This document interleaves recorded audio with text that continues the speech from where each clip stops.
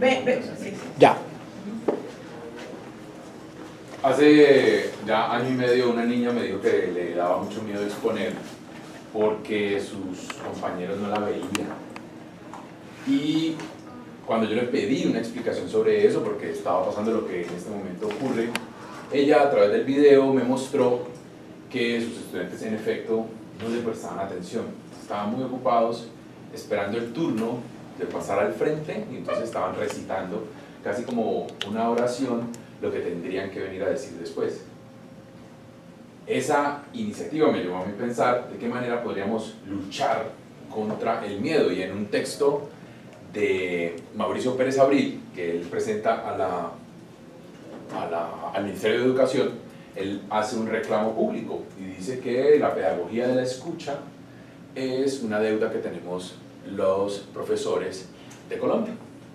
Cuando yo indago sobre la pedagogía de la escucha, en efecto me encuentro con que no se habla de escuchar, se habla de leer, escribir y de hablar en términos de oralidad, pero, bueno, oralidad un poco, pero no se habla de escuchar. El ejercicio que yo propuse entonces era pensar en escucharse. ¿Qué hacía uno cuando uno se escucha? Hay muchas prácticas en las que la lectura en voz alta emerge como una posibilidad para escuchar al otro. Y conversando me doy cuenta que son más comunes de las que yo creía esas prácticas culturales que implican leer en voz alta para que el otro escuche. Por supuesto, el mayor proveedor de lectura en voz alta para que el otro escuche es la misa dominical. Cuando yo vi que alguien se paraba a leer en voz alta y que los demás escuchábamos, que además recitábamos y dábamos la respuesta a ciertas preguntas, pues yo dije, voy a llevar eso al salón de clases. Con una dificultad, y es que pues no quería que el asunto fuera una imposición, sino que tenía que ser algo mucho más tranquilo. Busqué varios asuntos y encontré un texto que a mí me pareció muy bueno, y es una recomendación de Gabriel Alzate. El texto se llama El discurso del presidente, está en un libro de ensayos académicos literarios denominado El hombre que confundió a su mujer con un sombrero, y en el discurso del presidente se presentan varios aspectos de la oralidad, pero narrados con pacientes afásicos, es decir, personas que tienen problemas del lenguaje en su cerebro y que les impide o bien comprender las palabras o bien comprender los gestos. Lo curioso es que comprenden el mensaje. Los que no con las palabras, pues con los gestos; los que no con los gestos, pues con las palabras. Estos últimos tendrían que hacer un acopio de una organización textual perfecta, sujeto, verbo, complemento, siempre para garantizar que el otro lo está comprendiendo. Hice ese ejercicio en primera instancia, en la primera vez que lo trabajé, y el resultado fue más o menos.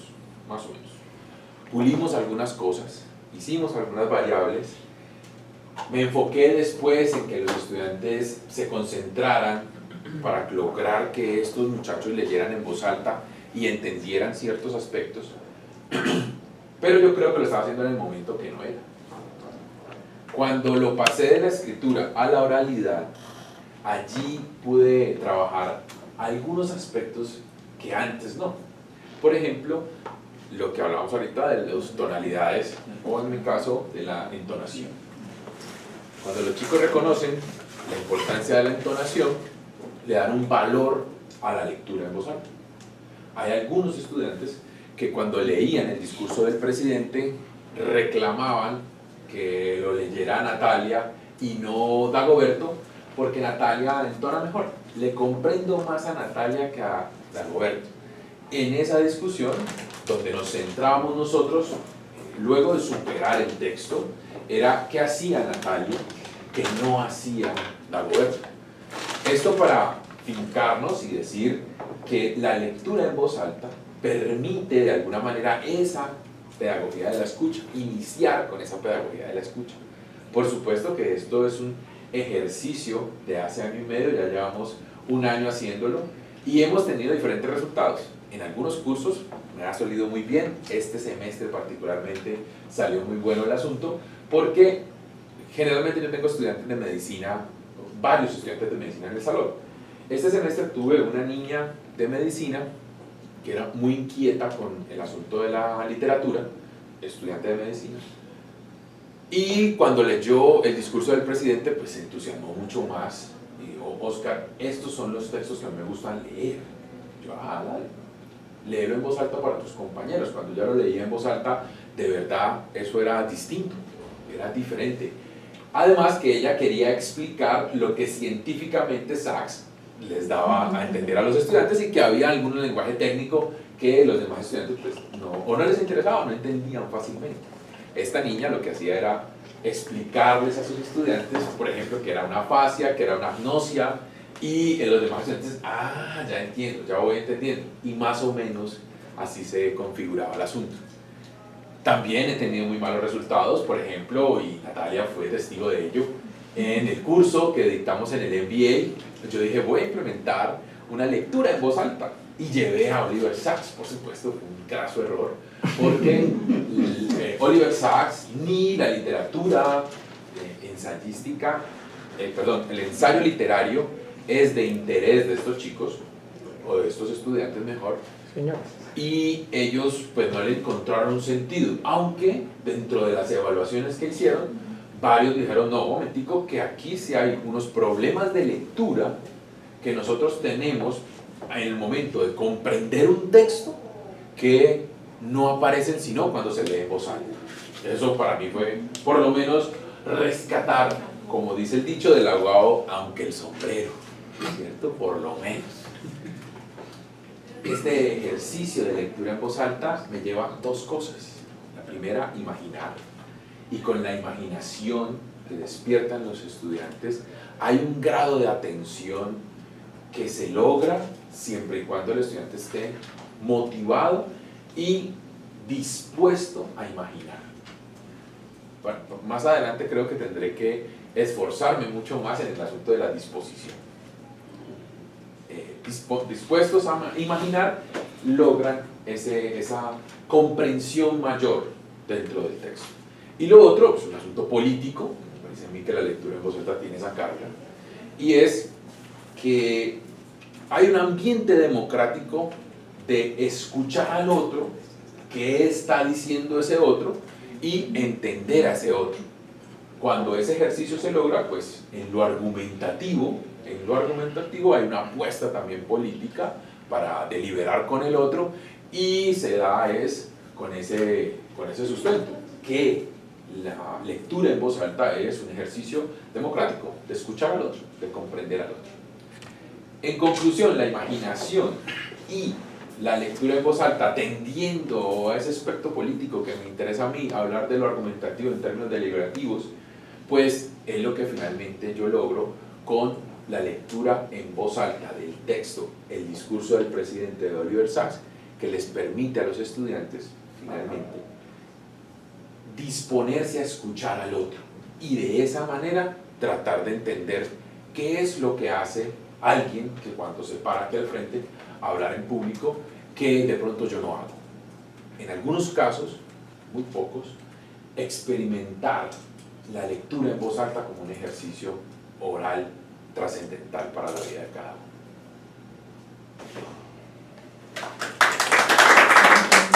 Eso le quedó faltando un minuto. No le falta un minuto, siga, por favor.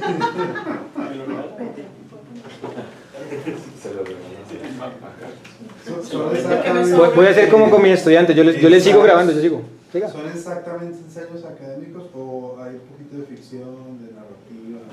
No, el texto de Sacks son una compilación de ensayos académicos. Lo que pasa es que hace él toma de sus historias clínicas de sus pacientes y las lleva a narraciones literarias. Eso sí tiene que ser literaria, o contar una historia, mejor dicho, pero a partir de la historia clínica. Los otros libros de él, por ejemplo, Musicofilia, Ese también.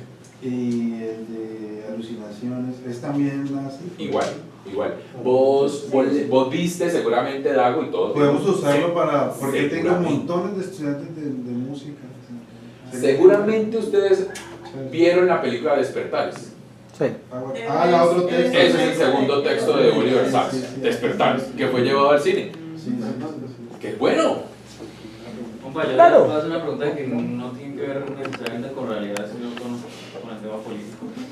No. Y es que o sea, yo te he escuchado varias veces hablar de lo deliberativo en la argumentación, hablaste una vez de democracia deliberativa. O sea, yo creo que la tenés clara, eso es curiosidad más, yo sé que se sale del seminario y de COE 2, etcétera, pero sí quiero que me expliques cómo lo entendés. O sea, yo tengo como una idea, pero creo que no es muy vaga. ¿Qué es la ¿Cómo la deliberación? entendés vos? ¿Por qué argumentación deliberativa para no salirnos tanto de eso?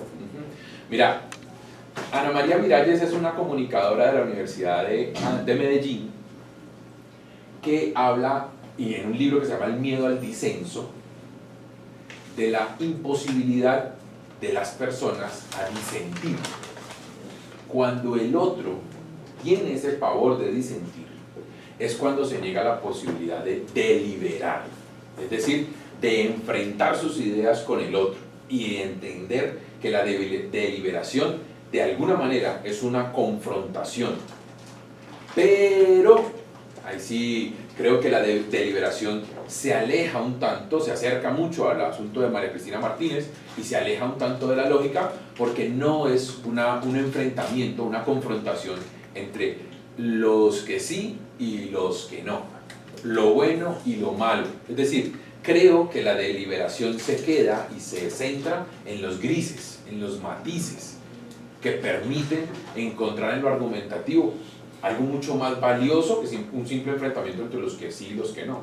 Por eso esas confrontaciones tan extremas, digámoslo así, terminan siempre pareciéndose.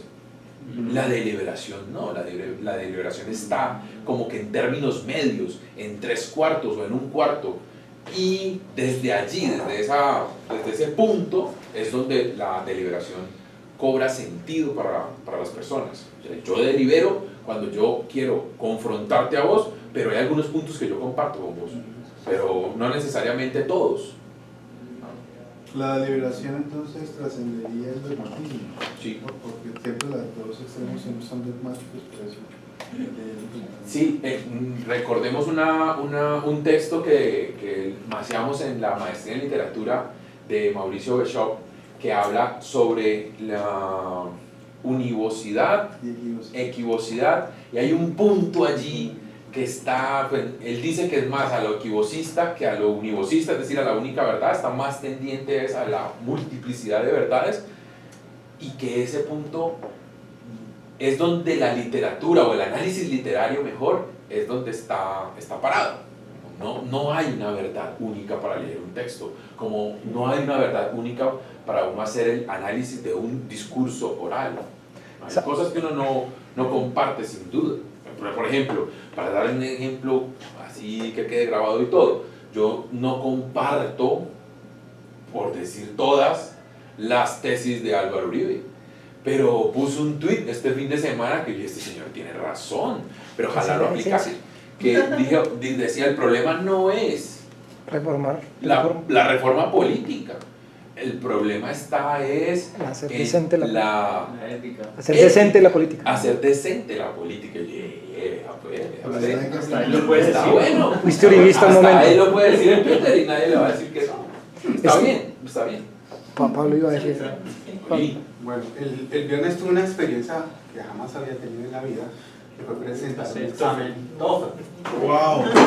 Jamás. Pero algo muy interesante que viene a colación con lo que estás hablando fue la prueba de escucha que hice en TOEFL.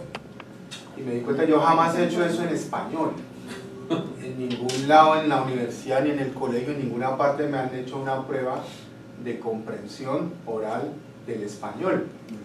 Y eso me hace pensar que nos cabe acá en el curso de COE 2 en algún momento poder hacer esa prueba en conjunto con lo que están haciendo ustedes, están haciendo la escritura, de comprensión de la escritura, pero todavía no tenemos una prueba de comprensión de la oralidad, donde podamos medir de alguna manera qué queda al final de un discurso oral. Es simplemente esa anotación. Sí, fíjate que por eso en la exposición de Mauricio Pérez Abril aquí en el Congreso, cuando él el sábado se alió Moreno. con Juan Araya, Ah, ya. chileno, y decían que la oralidad no se podía evaluar, que mejor que no se evaluara.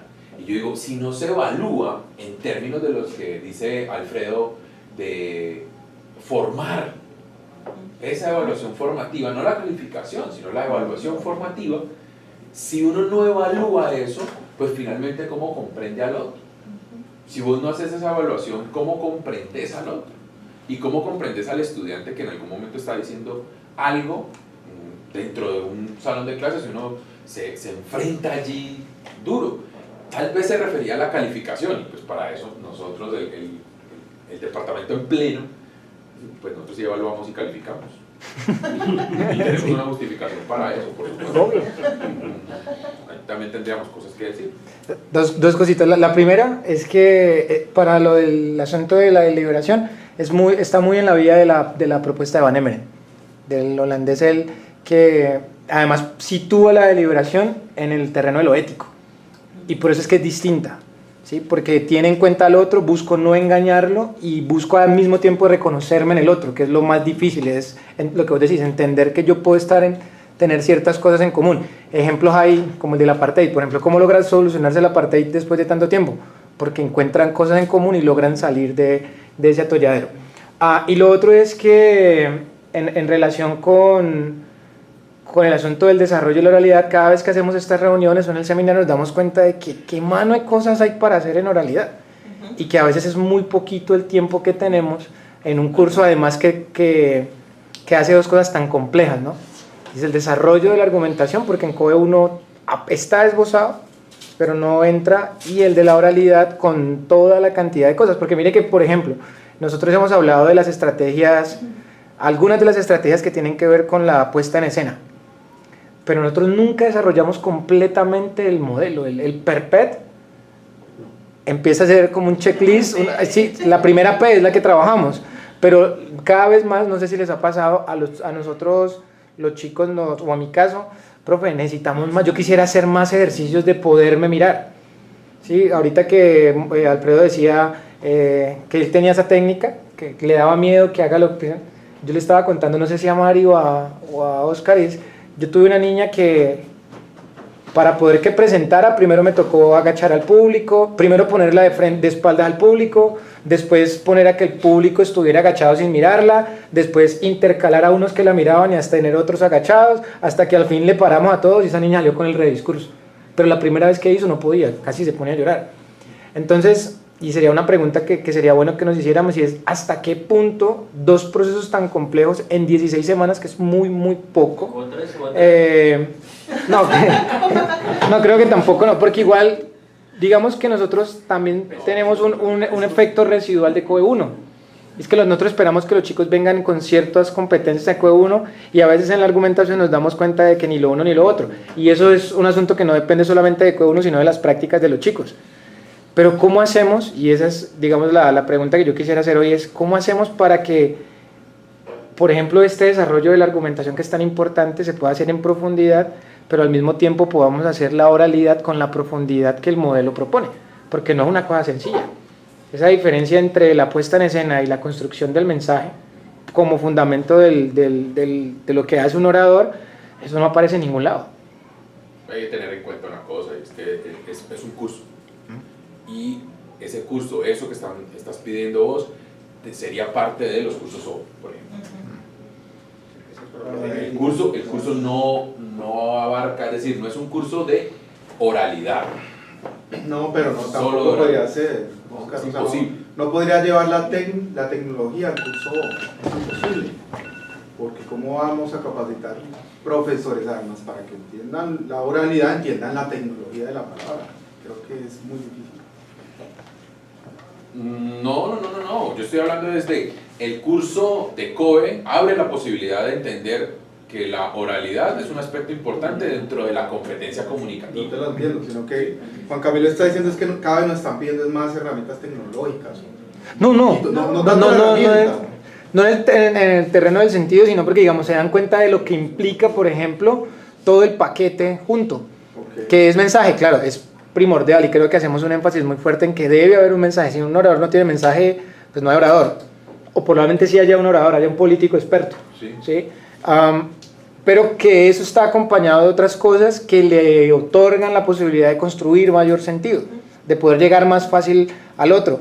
Y en esas cosas que no la enseña nadie, porque ellos vienen del bachillerato, supuestamente con competencias en oralidad, pero no están, digamos, bien trabajadas con todo el tiempo que podría tener uno en el bachillerato para hacer eso.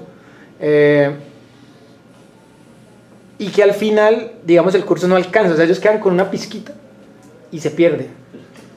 Sobre todo cuando la incidencia de cursos o dentro de la universidad es incipiente, o sea, tenemos Sí, no, todavía no. 2 cursos, 3 cursos.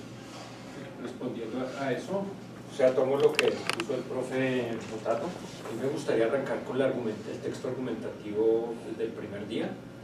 Y yo, por ejemplo, en mi curso estoy llegando a encontrar no solo, digamos, el aspecto técnico de la argumentación, sino, lo llamo metafóricamente, la música del texto, el tono. Ahora en la presentación oral y ya se acaba el tiempo. Yo digo, o algo estoy haciendo mal o estoy llegando, pero no quiero llegar tan tarde. Entonces me gustaría hasta eliminar la reseña, eliminar todo eso y arrancar de una con el texto argumentativo desde el comienzo y hacer un poco de ejercicios. Y bueno, sobre lo de Oscar, súper chévere lo de la deliberación. A mí lo que me queda, pues, aparte no es que solo demuestra que hace evidente que hay múltiples verdades, está eso en Martínez, sino que los textos no se cierran, ¿no? O sea, mi verdad siempre está en construcción, siempre está abierta a otros. Y quería preguntarte cómo fomentar esa disposición a la escucha de los oyentes. Y yo les digo a los estudiantes, bueno, va a pasar su compañero, pero el discurso de él es fuerte en la medida en que ustedes lo escuchen. El discurso está hecho de lo que nos dicen y de escuchar, pero pues eso es trampa, o sea, porque el orador debe conseguir esa escucha. Yo ahí acudo a su buena voluntad. Entonces, ¿cómo fomentar esa disposición a escuchar o a imaginar? ¿Cómo hacer eso? Es que ahorita con Alfredo allá al fondo hablábamos de eso, porque yo le decía cómo lograr la disposición para leer poesía y para declamar poesía. Y es el mismo, esa pregunta me la hizo José Darío Sáenz, el director de la maestría en educación, cuando yo presenté esto en Buenas Prácticas Docentes. Y él me dijo, la escucha es una vaina vital, y yo creo que sí, pero vos cómo haces para que el estudiante se disponga a escuchar, no a partir de, muy bien, hagamos silencio, Eso. ya ahí no hay disposición.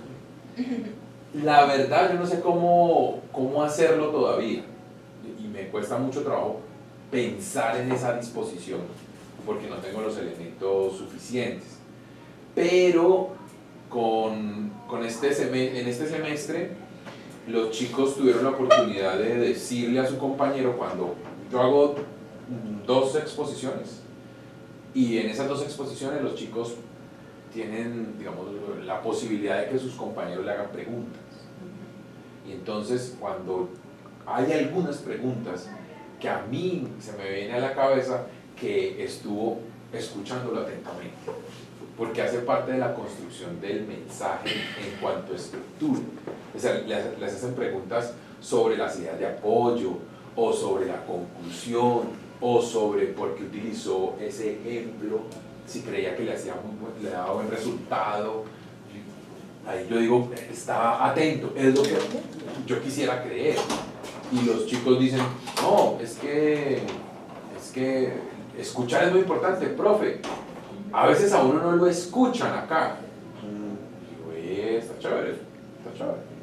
Pero todavía no sé, Carlitos, cómo fomentar de alguna manera que los estudiantes escuchen. Es que es bien difícil, la verdad, esa disposición a escuchar. Bueno, gracias por la pregunta, Oscar, porque es una inquietud que nos queda ya para el próximo semestre, y te quiero invitar públicamente para que hagamos un tándem, y el tándem sería precisamente no de profesor a profesor, sino también la posibilidad de sentarse como un profesor con un estudiante e indagar, porque es que le queda a uno muy difícil pararse allá, motivar, evaluar, corregir, hablar.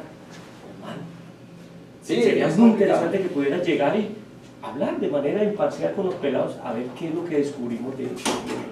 Sí, con Huber hicimos este semestre un curso que se llama Literatura Educación sentimental. y Educación Sentimental. Ese curso me parece que fue muy interesante desde esa perspectiva del tándem. Porque a Huber lo veían como el profe, pero a mí no me veían como el profe. Y yo dicté como 4 clases, pero nunca me vieron como profe. Sí, veían a Huber como profe. Y chévere. Y eso me permite a mí estar con ellos de una manera mucho más relajada. Que se pierda y se rompa el sentido de cuando el profesor habla, el profesor es la autoridad que me está calificando, que me está evaluando. A mí eso, El transmisor de conocimiento. yo creo que eso cada vez me molesta más para estos ejercicios. Hay otros momentos que me gusta mucho, pero para este ejercicio no me gusta tanto. Todavía no te llaman el abuelo como abuelo. Y esto que se construye allí, esa parte que se construye allí, de confianza, finalmente, crea una disposición diferente. Crea una disposición Pero Oscar, diferente. es que lo viví con la cuestión con Natalia. Sí, el profesor Motato allá, ay, no, la cuchilla, el que friega, el que califica. Y con Natalia es la parte tierna y la veían como, profe, ven, y mira que hay una cuestión con los pelados. Y es que hay pelados con los cuales con el profesor tienen sintonía, y si hay esa sintonía, el curso va suavecito. Pero hay pelados que no tienen sintonía con uno, y ahí sí, ni le preguntan, presentan, y se va dañando el curso. En cambio, aquí tenemos la posibilidad, se le acercaban a Natalia les orientaba y todo, y mira que esa figura de profesor, autoridad, y el otro, que no es profesor, pero es muy bacán y está ahí, le sirve a uno bastante dentro del curso. Y lo otro que se lograba con el curso este de Huber era la experimentación. Con Huber, pues ustedes lo conocen y saben que teóricamente es muy denso ese curso. Había textos que yo decía, uy, este es el texto del semestre.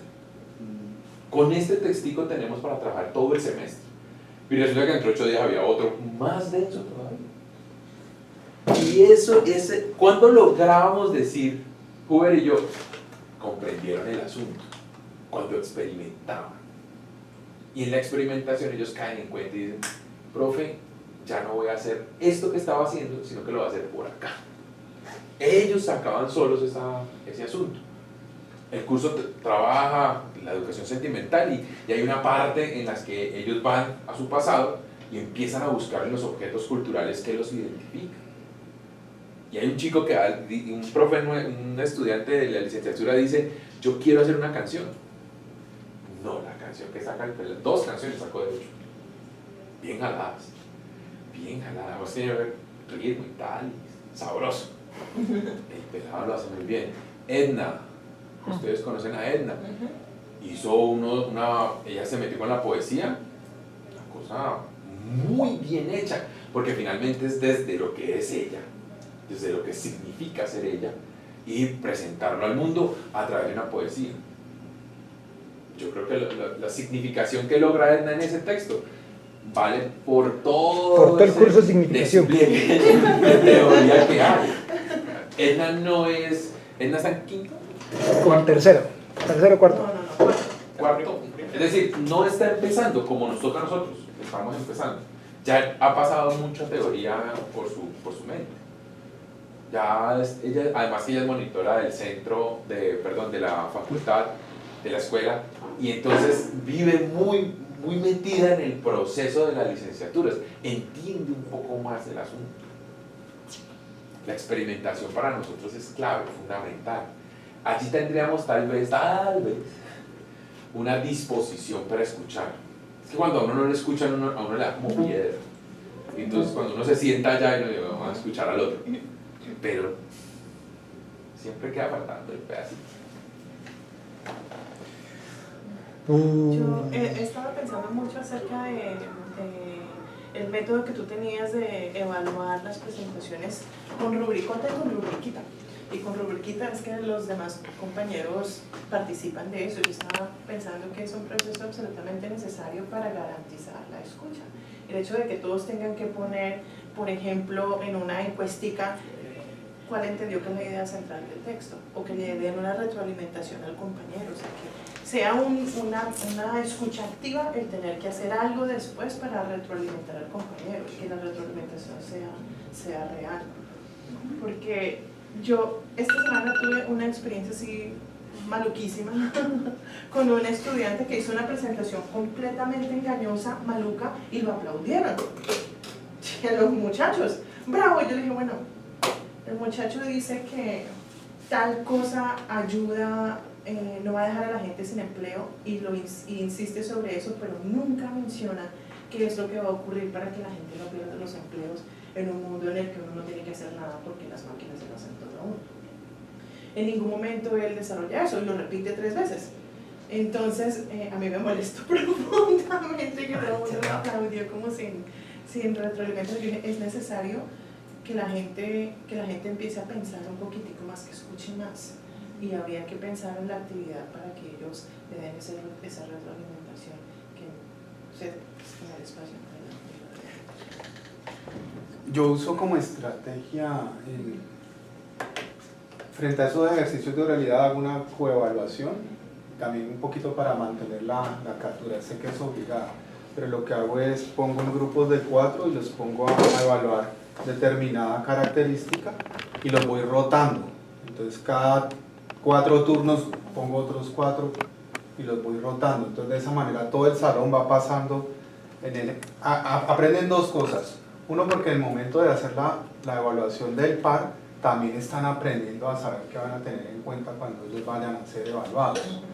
Entonces eso me gustó. Y además los cojo, a uno los pongo en lenguaje, otro en el lenguaje no verbal, otro en los argumentos, otro está cogiendo los movimientos. Entonces, y a cada uno trato de rotarlo por cada uno de los aspectos de la rúbrica oral, para que vayan aprendiendo a saber cuando ellos estén allá al frente qué es lo que va a ser observado. Con eso logro un poquito de atención.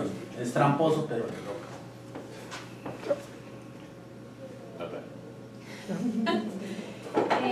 Que les quería contar que ahorita con las presentaciones finales yo estaba haciendo un poco lo que decía Maritza, y me ha gustado porque incluso en algún momento me pasó con uno de los muchachos que le dije, no tienes una idea en tu presentación, no hay una idea clara que se desarrolle en toda la presentación, y me dice, pero ¿cómo así, profe? Pero no sé qué, pero sí, pues finalmente logré que lo entendiera. Pero el hecho de preguntarle a los compañeros cuál es la idea central de la presentación de ellos ayuda para que, por ejemplo, unos me dijeron, por favor permítanos repetir, porque en efecto no tenemos ninguna idea central. Y eso fue un error ahí pues de trabajo en equipo entre ellos. Pero funciona incluso para blindarnos un poco, digo yo.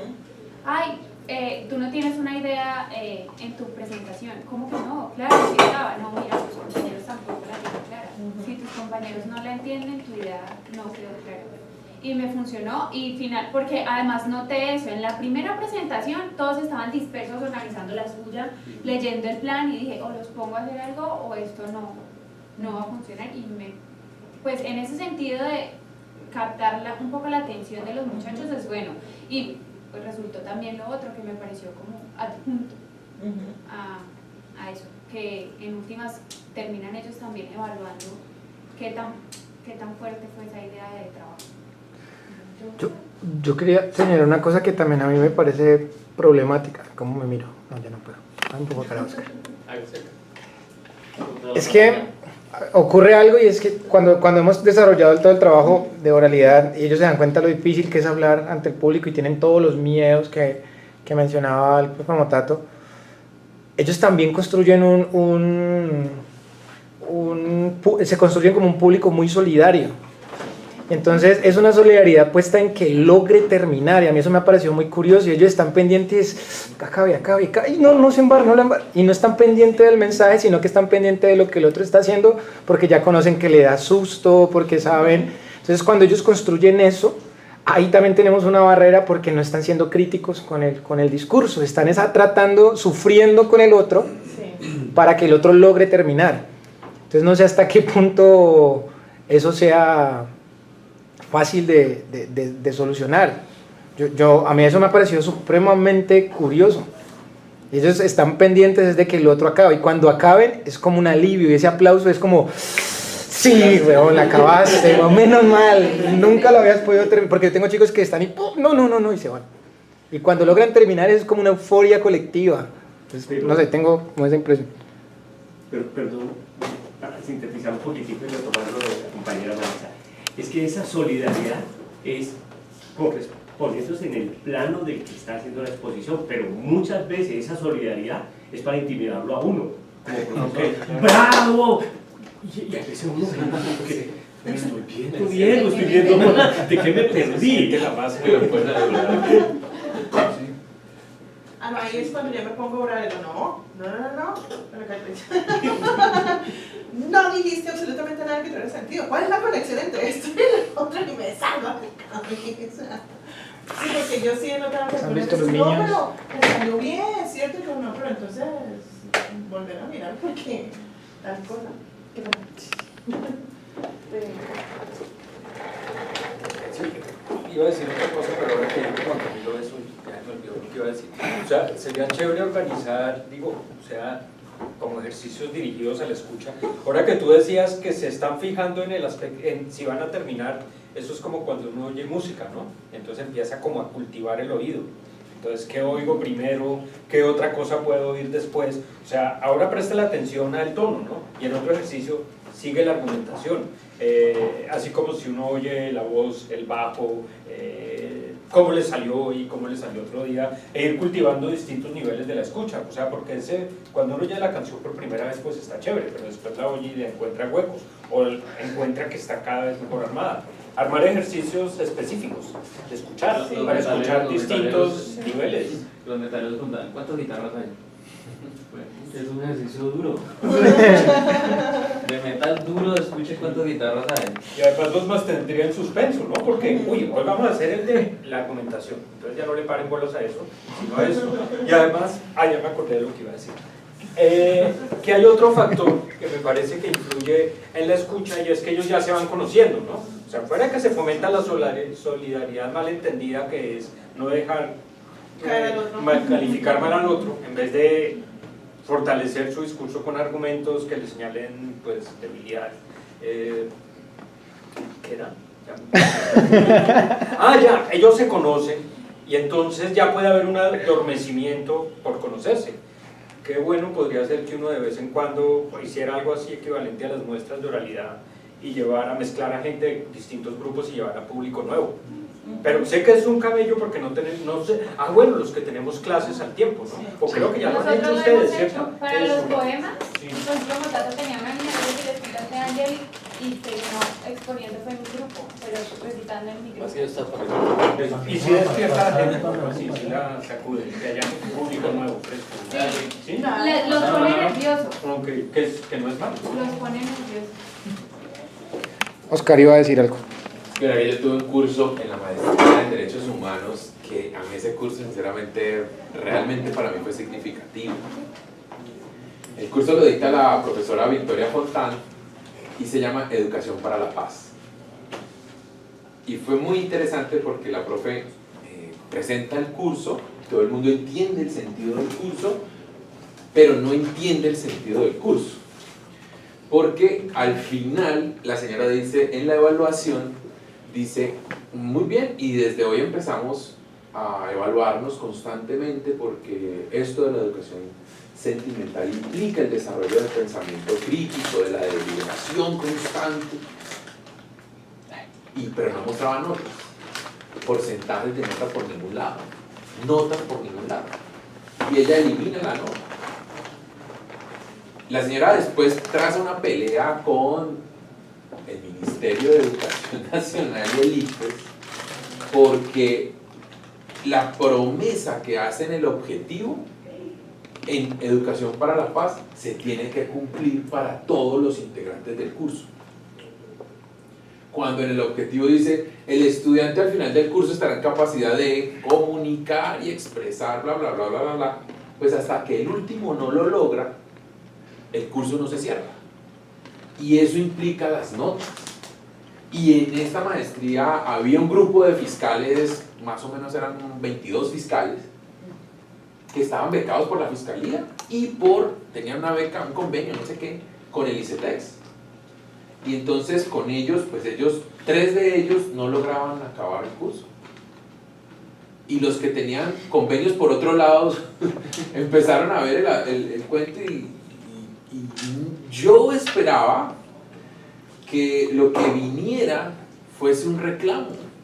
Bueno, entonces, ¿qué? ¿Cuándo va a acabar el curso? Porque todos teníamos que sacar 5. Todo el mundo tenía que sacar 5.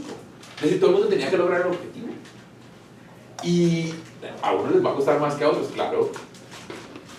La vaina de la solidaridad frente a de estos muchachos fue enorme. Esa señora hizo 2 actividades en el curso, evaluativas. Un debate y un texto final.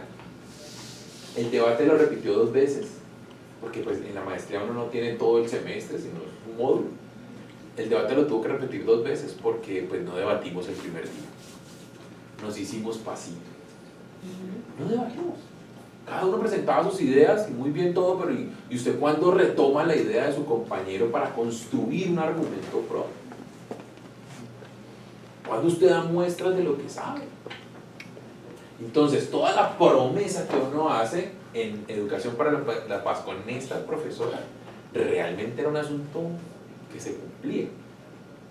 Yo no sé si esa coevaluación que pedimos, que a nosotros nos da mucho miedo y que el aplauso puede ser una manera de intimidar al profesor. Y yo me pongo los zapatos del estudiante y digo, bueno, yo entre más duro aplaudo a Dago, seguramente cuando Dago esté sentado y yo al frente, Dago va a aplaudir tan duro como yo, porque él siente el mismo miedo que siento yo. Y si todos vamos a lograr 5, pues hagámosle allí. Se rompe. Es esa forma de ver la evaluación, seguro, en Educación para la Paz, que fue lo que a mí de verdad me intrigó mucho, se rompe y lo que se construye es una vaina solidaria impresionante. Crítica. Y crítica fuerte. En el debate se decían unas cosas, además porque el tema era la paz, y entonces estaban jueces, fiscales, un artista, 2 comunicadores, una psicóloga, que además había sido la psicóloga de toda la desmovilización de los paramilitares. Ella para 1500, ¿no? Y el resto, profesiones varias. Pero lo que más había eran jueces y fiscales. Y entre ellos es una pelea durísima, pero durísima. Porque pues se supone que los fiscales llevan las pruebas y el juez determina y juzga. Pero entonces generalmente dicen, no, es que las pruebas que usted me trajo fueron muy malas, muy incipientes. Por eso esta persona sale libre. No hay pruebas, usted no trajo pruebas. Entonces hay una tensión entre ellos fuerte. Y confrontarse entre ellos. Un compañero al final le decía, profe, pero si todos vamos a sacar 5, ¿por qué no nos pone el 5 y ya? Y digo, pues claro, cierto que así debería ser, sí. Y su compañero no lo va a lograr. Usted ya lo logró. Esa solidaridad se despertaba, era muy bacano, muy bacano. Tal vez soñando, ¿no, Carlitos? Podemos llegar a algún día el aprendizaje activo sea eso. ¿No podemos hacer un pregrado en oralidad, una cosa? una evaluación. Licenciatura en oralidad. Grado 12, Una evaluación activa. Escuché que eso pasaba mucho en los programas de doctorado. Conocí un profe alemán que tuve en Estados Unidos y en Alemania. O sea, el trabajo final de un seminario doctoral lo podía entregar a los 2 años. Entonces mi man se aterraba porque aquí nos ponían tiempo, en Ecuador nos ponían unos tiempos así. Es que tenemos hasta tal día y estamos peleando luego 15 días más para hacer un trabajo. Entonces creo yo que también tiene que ver con una cultura nuestra de que nos encantan las reglas, para cumplirlas.